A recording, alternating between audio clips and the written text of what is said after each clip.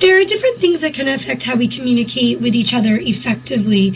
And I'd like you to take notes as you watch this and put them in your toolbox. And I'm also going to have an activity for you to do at the end that you'll need a partner for. And then you're going to respond about it in the wiki below. So the first thing that can affect communication is tone of voice.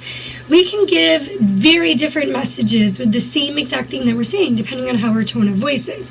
I can say, come here, very angrily at a child, like, come here. Or I can say, come here. And I'm giving two totally different messages with my tone of voice.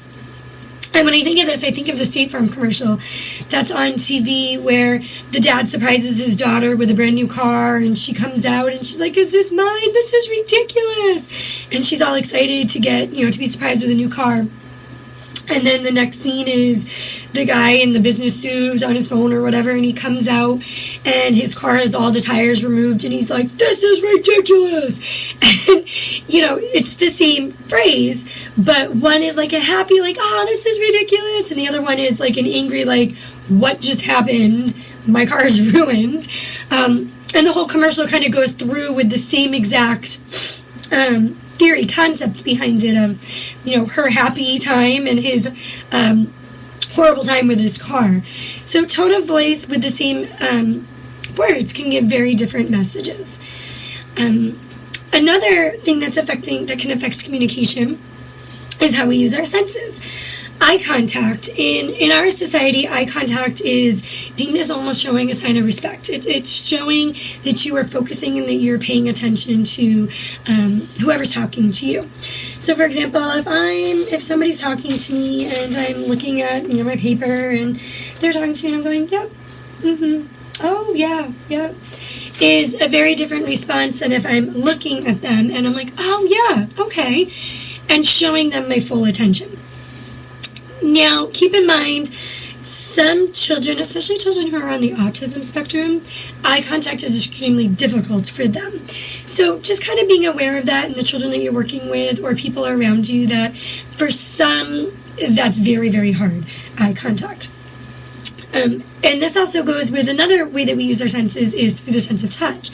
When you touch somebody, whether you're putting a hand on their shoulder or giving a gentle hug or giving a handshake, something along those lines, can seem very different depending on how you're doing it.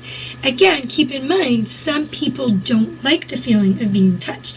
So remembering to watch and listen for cues of some people don't like that. My oldest son, he's in 7th grade, and he has some sensory concerns, and if a teacher was to come up behind him and just lean over and put, their hands on his shoulders, he would immediately tense up, and all he's thinking about is, they're touching me, he's no longer doing his work, he goes into his anxiety mode, and he's going to shut down.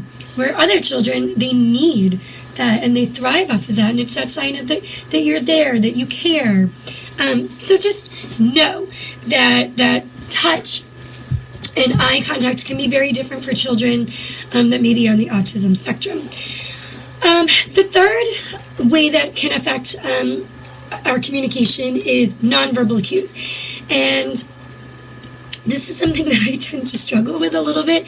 I a lot of times make faces if we're sitting in meetings, and I don't even realize that what I'm feeling and what I'm thinking often comes through in my face, and I don't realize it. So it's something that I'm working on, and I've come a long way with it.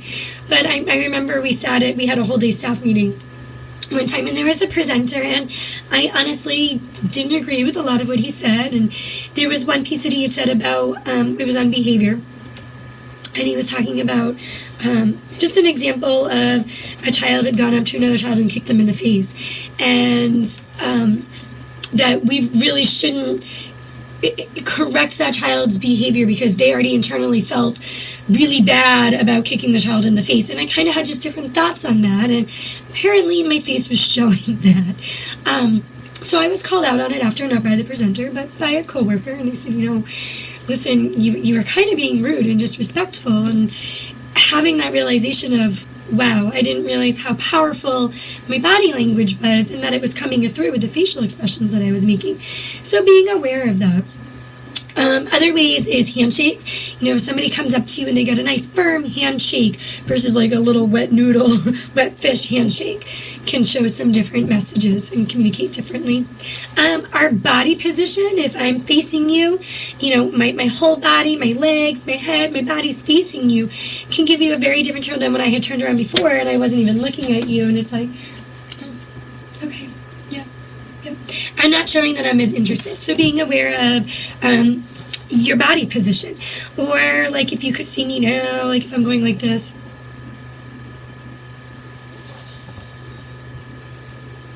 You know, I'm nodding my head, I'm kind of rolling my eyes.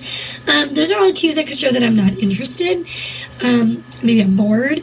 But versus kind of just, you know, just being aware of your own body cues and other people's as well, and how you're doing that to other children, and really just making sure that you're there and you're focusing on the child.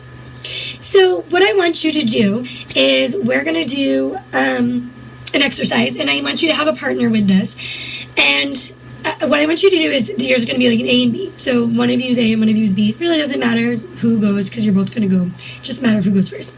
And I want you to think of a request that you have for your partner. Maybe it's you'd like to borrow a book they have, or maybe you need money for lunch because you forgot it, or maybe it's you'd like the block that they're using. You're thinking on kids level. And I want you to first start by sitting across from each other and having that full body. You're looking, you know, you're being aware and having intentional thinking about your body language, your tone of voice, and I want you to make that request. Then I want you to stand up, so you're almost towering over them. So they're still sitting and you're standing, and I want you to make that same request. And then I want you to say, you can sit down or stand, choose one or the other. Say the same request, but say it in a totally different tone of voice. So maybe you're saying it in an angry tone of voice. Maybe you're saying it in a worried tone of voice, anxious tone of voice. But just use a different tone of voice. And then I want you to, just writing something down, sorry. I want you to reflect on that in the wiki that's below that, and just kind of let us know how that goes. Oh, sorry. First, I want you to switch. So you're giving the messages and then you're receiving the messages. So you're going to each do that. Same exact way. Sitting, across, standing, towering over, and then change of voice. Changing your tone. And I want you to respond. And I want you to see how they feel and how you feel with it. And then I want to read a poem to you just to kind of end this little lesson on things affecting communication, and it's called The Tone of Voice. It's from an author unknown, but it I think kind of sums up tone of voice perfectly. It says, "It's not so much what you say as the manner in which you say it. It's not so much the language you use as the tone in which you convey it." "Come here," I sharply said, and the child cowered and wept. "Come here," I said. He looked and smiled, and straight to my lap he crept. Words may be mild and fair, and the tone may pierce like a dart. Words may be soft as the summer air, but the tone may break my heart. For words come from the mind, grow by study and art, but tone leaps from the inner self, revealing the state of the heart.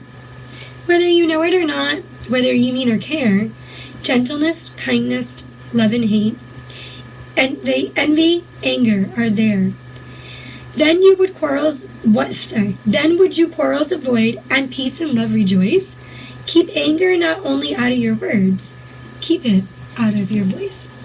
So I think that's a nice little powerful poem about the importance of tone of voice, and reminding how you say it really can make a difference.